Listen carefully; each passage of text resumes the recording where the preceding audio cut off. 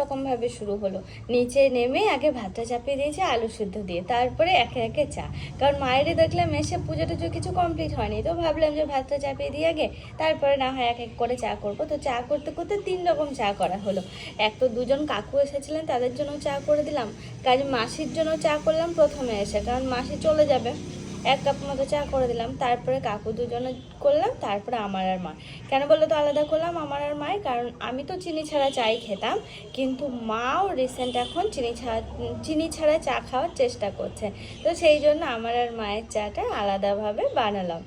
আর এই যে আমি এখন চা খাচ্ছিলাম, মানে খাওয়া কমপ্লিট হয়ে গেল, আর মাও খেয়ে গেল একটু সবজি কাকুর কাছে।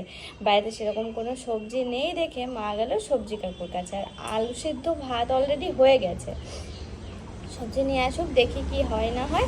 সকালে তরকারিটা করে আমার আবার একটু বেরোনোর দরকার আছে, তো আমি একটু বেরোতেও পারি আজকে। মানে বেরোতে পারি বলতে ট্রেন ধরে কোনো একটা জায়গায় যাওয়ার আছে।